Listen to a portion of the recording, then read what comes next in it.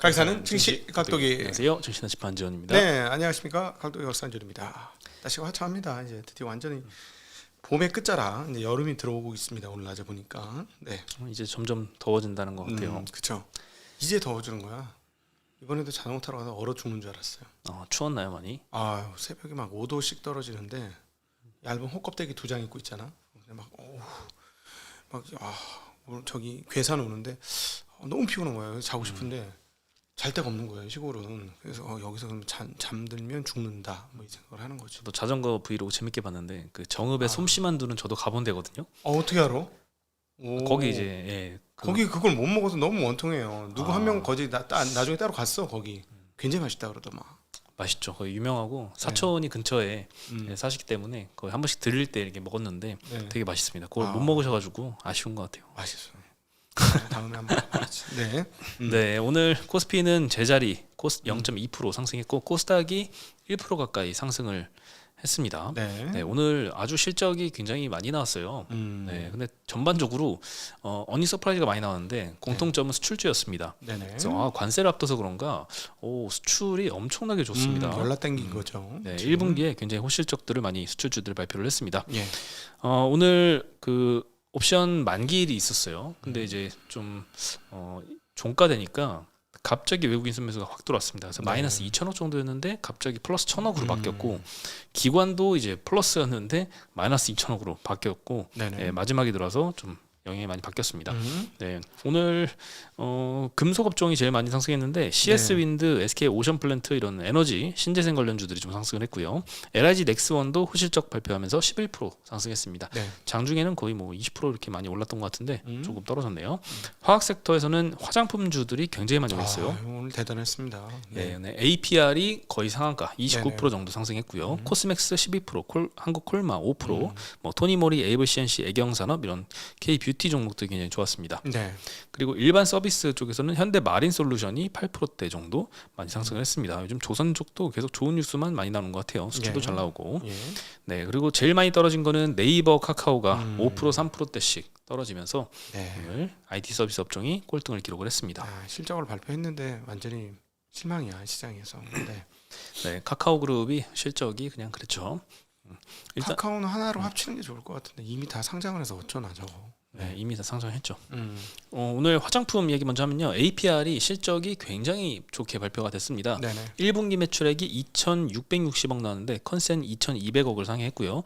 영업이익도 545억 발표했는데 컨센이 410억이었습니다. 그래서 대폭 컨센보다 굉장히 실적이 잘 나왔고 특히 대표 제품인 메디큐브가 203% 매출이 성장했어요. 전년 대비해서.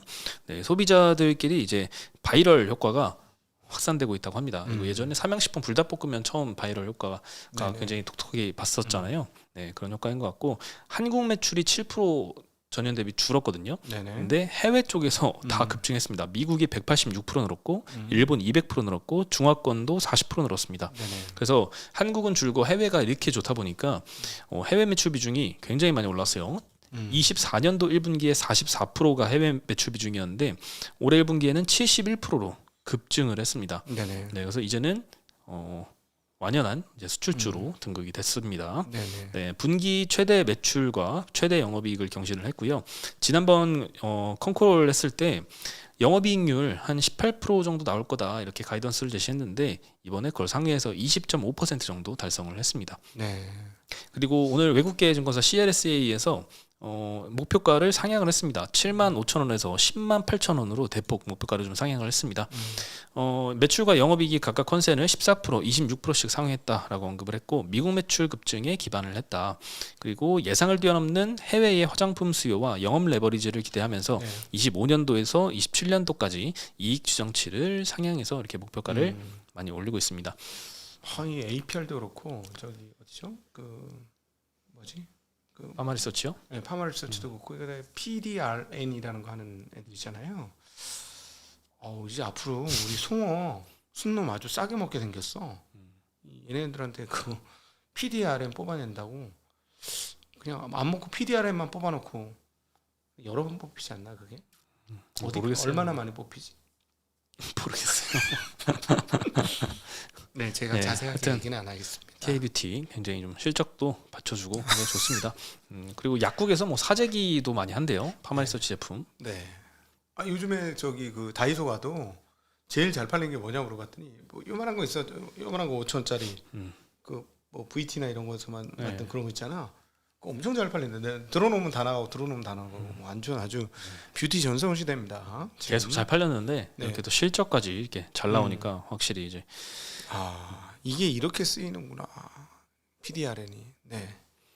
네, 그리고 뭐 실리콘투도 11% 상승했고 VT 8%, 잉그루드랩 8%, 코스메카 코리아 5%대, 펌텍 네. 코리아 7%뭐 화장품 용기 만드는 회사부터 ODM사까지 다 좋습니다. 아, 그렇죠. 네. 네, 코스맥스 한국콜마도 굉장히 좋았는데요. 캐파 증설을 다 마치고 나서 고객사 주문이 많이 쏟아진다고 하네요. 아, 이제 모든 길이 로마로 향하듯이 모든 화장품의 길이 한국으로 향하고 있습니다. 결국엔 갈 수밖에 없지 않을까 하는 생각이 들어요. 이런 업체들. 그리고 본능이죠. 이뻐지고 싶은 건. 요즘 한국 남자들이 하는 만큼 외국 여자들이 할 걸? 이제 막. 갈 길이 멀죠 그러면. 아니, 저 크림 뭐 씁니까? 크림이요? 크림은 안 바르는 씁니다. 거. 저 로션만 발라요. 그러니까 PDRN은 아니지. 아니 그럼 뭘 좀 바르잖아. 제가 쓰면은 이제 막 빠지겠죠. 아니 그게 저도 안 발랐었는데 이 나이 먹으니까 엄청 땡겨. 엄청 땡기는 거야. 그다음에 막 이번에 자전거 타면서도 막 덕지덕지 바르는 거야. 근데 요즘에 시술도 많이 하고 남자들도 많이 이제 외모에 관심이 많아진 것 같아요. 옛날 같았으면 안 했는데 이제 제가 기미 때문에 하긴 하는데 선크림 열심히 발랐더니 별로 안 타더라고요. 이틀 동안 햇빛 쨍쨍했거든. 네, 확실히 그 좋긴 좋더라. 싼 건데도 그래. 한국 제품이 또 가성비가 또 좋고. 아, 근데 일부러 우린 싼 거 발라, 허연 거. 그래야 이 빛이 다 반사되니까. 허연 채로 다녀. 네. 일본 분들처럼. 네. 그렇군요. 네, 근데 오늘 유일하게 이제 아이패밀리 SC가 9% 정도 하락을 했습니다. 이렇게 뷰티 다 좋았는데 혼자 떨어졌어요. 아, 그동안에 많이 올라서 그렇기도 하죠. 네. 그것보다도 일단 실적이 굉장히 안 좋았습니다. 네. 아, 굉장히 안 좋은 건 아니고 컨센보다 좀 하회했어요. 근데 워낙 이제 오늘 APR이 실적 좋게 발표를 해서 분위기가 너무 좋았던 차에 살짝 미달하니까 좀 많이 떨어지네요. 네, 뭐 1분기 매출액은 544억 정도 나왔고 컨센은 560억이었습니다. 네. 영업이익은 71억 나왔는데 컨센은 93억이었어요. 네, 그렇게 많이 하회를 하지는 않았는데 네. 오늘 많이 주가는 빠졌고요. LIG 넥스원은 실적 깜짝 놀랐습니다. 컨센 매출액이 8천억이었는데 9천억 나왔고요. 영업이익은 650억 예상했는데 1,136억 나왔습니다. 네. 네, 거의 뭐 두 배가 조금 안 되게 대폭 상회를 하면서 오늘 11% 상승했는데 뭐 방산주를 다 끌어올리는 효과는 없었고 오늘 네네. 나홀로 올랐습니다. 근데 원래 방송이 이렇게 좀 조용해야 되는 것 같은데 H모 회사는 너무 요즘 시끄럽게 얘기하는 것 같아요. 넥스원은 뭐 크게 얘기 안 했잖아. 어디 수출한다 이런 얘기. 예. 원래 방송 이렇게 조용하게 해야 되거든, 판매를.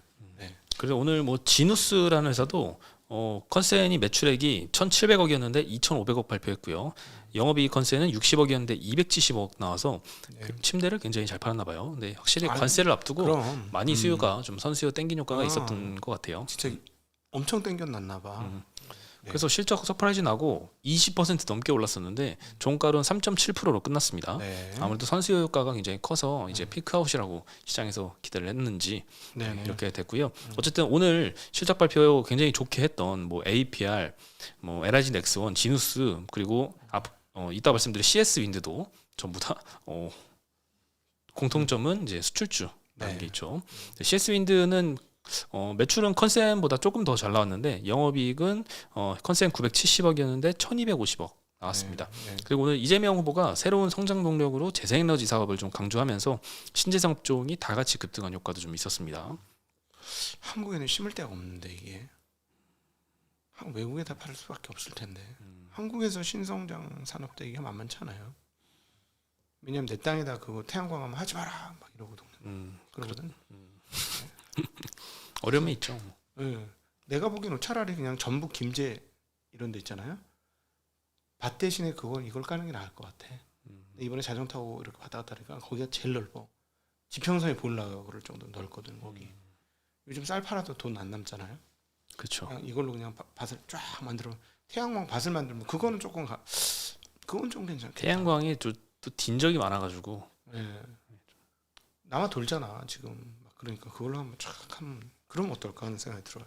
네. 그래서 어쨌든 오늘 신재생까지 좀 주목을 받았고요. 그다음에 카카오그룹이 실적 발표를 했는데 네. 실적 발표 안 한 네이버까지 같이 떨어졌습니다. 네이버는 내일 발표할 예정이거든요. 네. 네, 일단 카카오 연결 매출이 1조 8,600억 나왔는데 컨센은 1조 9,300억이라서 좀 하회를 했고요. 전년 대비 또 매출액이 6% 하락했어요. 네. 영업이익은 1,054억 나왔는데 컨센에 좀 부합했습니다. 근데 영업이익이 또 전년 대비 12% 하락한 수치여서 굉장히 높은 멀티표를 받는 이제 플랫폼 업체들 네. 엄청난 실적 성장을 보여줘야 되는데 지금 매출과 영업이익이 다 전년 대비 꺾인 모습들을 좀 보이고 있어서 이제 실망이 컸던 것 같습니다. 네. 매출 하락보다도 영업이익 하락이 더 커서 영업이익률도 떨어졌어요. 5.6%. 예. 상당히 이제 플랫폼 업체라고는 조금 약한 그렇죠. 이익률이죠. 네. 미국 업체들 막 30-40%씩 하고 있는데. 네. 네, 뭐 근데 이제 신사업 분야가 이제 AI 쪽으로 많이 열심히 하고 있는데 이쪽에서 좀 성과를 보여줘야 좀 주가도 반등하지 않을까 싶어요. 뭐 신규 서비스 카나나를 시작으로 AI 메이트 쇼핑, 뭐 그리고 오픈 AI하고 공동 개발한 제품들 이런 거 앞으로 선보일 예정인데 최근에 빅테크들 보면 실적이 굉장히 좋잖아요. 그만큼 AI 수요가 많이 급증하고 그게 또 실적으로 잘 빅테크들이 연결을 시키고 있다는 건데. 카카오도 확실히 좀 유리한 위치에 있잖아요. 그래서 이렇게 앞으로 선보일 AI 결합 제품들이 좀 좋은 실적을 내면 그때 좀 반등을 할 수 있지 않을까 이런 생각이 듭니다. 네. 일단 아직까지는 기존의 뭐 플랫폼 매출, 뭐 컨텐츠 매출 생각보다 좀 저조해서 주가는 요즘에 반등을 못 하고 있습니다. 한때는 뭐 네이버 사야 되냐, 카카오 사야 되냐, 난리였는데. 네네. 둘 중에 하나라도 없으면 이제 바보 소리를 듣던 시절이 있었는데 네. 좀 많이 떨어졌습니다. 그때보다는. 네. 네. 그리고 블룸버그 통신에 따르면 이제 미국이 AI 반도체 수출 통제를 폐기할 것이다 이런 보도가 났습니다. 그렇습니다. 네, 15일 발표 예정이었던 반도체 수출 통제 조치가 결국엔 시행되지 않을 것이다 이런 보도가 나왔는데요. 그래서 엔비디아가 오늘 3% 정도 상승을 했어요. 그래서 아침에 HBM 관련주도 상승을 했는데 종가 보니까 하이닉스가 갑자기 보합으로 끝났습니다. 네. 네, 삼성전자도 보합으로 끝났고요. 네, 소부장들 뭐 1, 2% 정도의 변동폭만 있었고 반도체는 확실히 요즘에 인기가 별로 없는 모습들을 좀 보여주고 있습니다. 그럼 실적은 2분기에는 상당히 좋을 것 같은데 왜냐하면 지금 계속 레거시 반도체 가격들이 계속 올라오고 있거든요. DDR4가 올라와요 지금. 네, 근데 그 뭐 어떤 분에 따르면은 또 하반기엔 또 그 쇼크가 온다고 하잖아요. 우리 저 산업 관련 사이클 전망은 이주환 박사님 굉장히 잘하거든요. 그래서 그분은 이제 원래 하반기는 하락 사이클인데 이번에 독특하게 하방 사이클 안 되는 거지는 좀 지켜봐야 되겠다. 근데 어쨌든 2분기는 나쁘지 현재 분위기 봐서는 좀 괜찮을 수도 있겠다 이런 얘기를 하셨고 그 이번 주 주말에 영상 그 이주환 박사님하고 찍은 영상 나가는데 그 열심히 댓글 달아주시고 하신 분은 그 이주환 박사님 쓴 책 반도체 패권 전쟁 3분을 추첨해서 저희가 보내드리도록 하겠습니다. 한꺼번에 발표를 할게요. 언제 해야 될지 잘 모르겠어요. 네. 예. 그 반도체는 확실히 또 ARM이 이제 가이던스가 컨센을 하회해서 시간에서 11% 하락을 했는데요. 네네. 뭐 수출 제한에 따른 이제 중국 판매 제한 그리고 관세로 인한 수요 불확실성 이런 것들을 반영을 해서 가이던스를 좀 시장 예상보다 좀 낮게 발표한 영향이 있었던 것 같습니다. 네네. 네. 그리고 오늘 뭐 치과 관련주들 많이 상승했어요. 이재명 후보가 임플란트 건강보험 적용 연령을 하향하겠다 이런 공약을 발표를 해서 오늘 뭐 덴티스, 덴티움, 디오, 레이 이런 종목도 좀 많이 상승을 했어요. 예. 또 어버이날을 맞아가지고 이렇게 임플란트 건강보험 적용 연령 낮추고 뭐 개수는 늘려가겠다 이런 언급을 했습니다. 네. 오늘 어버이날인데 문자 한번 이렇게 들으셨나요? 아니 내 문자뿐만 아니라 어제 전화도 하고 그러긴 했습니다. 어디 많이 연락하셨어요? 좀 연락하고 어제 이제 식사도 하고 그러셨구나. 잘했습니다. 네. 전 자전거 탔어요 어제. 네. 어제도 타셨어요? 주말에 어제까지 타시고? 탔습니다. 어제까지. 아, 1,300km니까 네 토요일부터 시작해 1,300km. 네. 이것도 잘하면 영상이 지난번 만두처럼 한번 나갈 수 있어요. 네. 이번에는 투자와 관련된 자전거 타기 뭐 이걸로 한번 컨셉을 해봤습니다. 네. 네. 그리고 이제 트럼프가 또 SNS 했습니다. 한국 기준 시각으로 알려드리면 내일 오후 11시에 중대 기자회견을 예고를 했습니다. 매우 크고 존경받는 나라의 대표들과 대규모 무역 협정에 관한 내용을 발표할 거고 여러 협정 중에 첫 번째 내용이다 언급을 했는데 외신의 보도에 따르면 이제 첫 번째 무역 합의로는 영국과의 협정이 발표될 가능성이 좀 높다 이런 보도가 있어서 아마 뭐 영국이겠죠. 아닐 수도 있지만 뭐 어쨌든 무역 협정 잘했다 이런 결과가 발표되지 않을까 생각이 듭니다. 네, 근데 뭐 시장에서 최근에 이제 관세에 관련된 우려가 많이 완화가 되면서 시장 반등도 많이 했기 때문에 네, 뭐 큰 반응이 있지는 않을 것 같고 앞으로 또 언제 트럼프가 또 말을 바꿀지 그게 좀 우려가 되긴 합니다. 그리고 이제 롯데시네마와 메가박스, CGV 이게 딱 우리나라의 멀티플렉스잖아요. CGV 놔두고 롯데시네마와 메가박스가 합병 MOU를 체결을 했습니다. 콘텐트리 중앙 자회사 중에 메가박스 중앙이라고 있는데요. 거기서 메가박스를 운영을 하고요. 롯데쇼핑 자회사 중에 롯데컬처웍스 여기에서 롯데시네마를 운영합니다. 네, 그래서 이 롯데컬처웍스하고 이제 메가박스 중앙이 합병을 논의한다는 단독 보도가 오늘 아까 낮에 났었고 여기에 대한 해명 공시에서 MOU 체결을 인정을 했습니다. 확실히 영화 산업은 이제 코로나 때 한창 힘들 때 그때만 해도 코로나 끝나면 괜찮아지겠지 했는데 그 이후에 넷플릭스 등 OTT의 성장세가 너무 격화되면서 극장은 확실히 살아나기가 너무 힘들어진 것 같아요. 최근에 극장 가본 적 있어요? 저는 이제 워낙 영화를 좋아하기 때문에 자주 갑니다. 그럼 가면 어떤가요, 분위기? 사람이 너무 없죠. 그러니까 그 홀에 그 이렇게 뭐라 그래야 되나 로비 같은 홀이 있잖아요. 멀티플렉스 보면 와 팝콘 사는 사람도 얼마 없고 썰렁하더라. 그쵸. 예전에 화랑 때에는 막 북적북적했고 막 사람 부딪히고 막 그럴 정도로 해서 조심조심 걸어다니고 했었는데 안에 극장 안에도 꽉 찼고 그리고 사 먹는 사람도 엄청 많아서 그 매점 매출액이 전체 매출액이 막 30%대 막 이렇게 됐었거든요.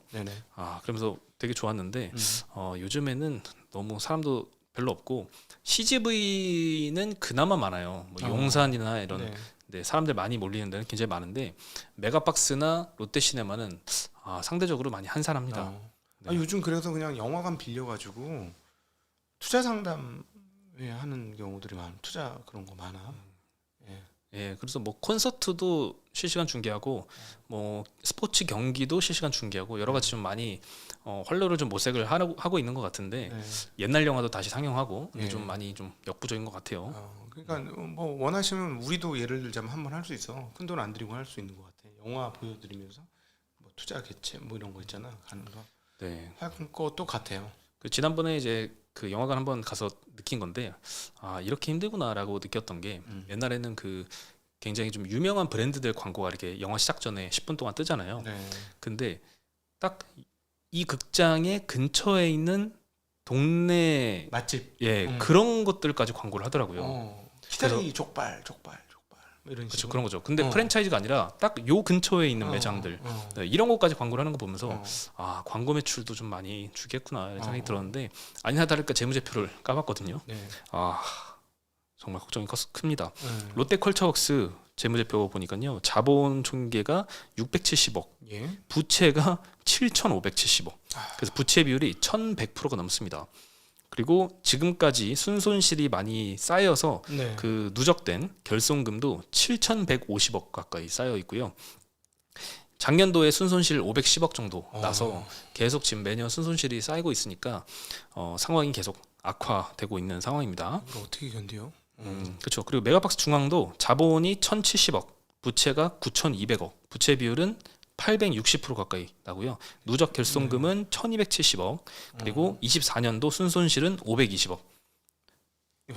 상황이 계속 악화를 놓고 있습니다. 부동산도 임대일 텐데 다 자기 거 아니고 극장 부동산 자기 거일 수도 있고 뭐 임대일 수도 있고 금융 비용도 상당히 많이 나와서 영업 손실도 크지만 비영업까지 합산한 이 순손실이 상당히 좀 크더라고요. 걱정이네요. 영화 사업 자체가 아주 그냥 비참합니다. 그렇습니다. 그래서 이 둘 간에 만약에 합병을 하더라도 시너지가 크게 기대될 수 있을까 하는 좀 의구심은 좀 듭니다. 그리고 그 20년에 코로나 이후에 대형 TV가 엄청 팔렸잖아요. 막 80인치 뭐 이런 거. 그러니까 오히려 그것도 더 악영향이에요. 결론적으로 보면은 진짜 큰 거 아니고 드라마 정도의 영화는 집에서 보게 되는 경향성이 있는 것 같아요. 그죠? 사실 이제 근처에 오프라인 마트에서 장 안 보고 이제 쿠팡으로 시키는 것처럼 네. 직접 극장에 가서 영화 안 보고 그냥 집에서 OTT로 보는 네. 걸로 완전히 문화가 바뀐 것 같아요. 그리고 OTT가 한 달 구독료가 막 한 15,000원 이 정도면 보잖아요. 근데 영화는 이제 한 편 보는데 네네. 15,000원 이렇게 써야 되니까 네. 가격 경쟁도 굉장히 떨어졌고 직접 가야 되는 번거로움도 있고 네. 그렇다 보니까 더더욱 콘텐츠는 영화에서 개봉을 더 안 하고 OTT로 많이 개봉을 하고 있고 네. 점점 상황이 불리하게 돌아가는 것 같아요. 계속 집으로 들어가게 만드는 것 같아.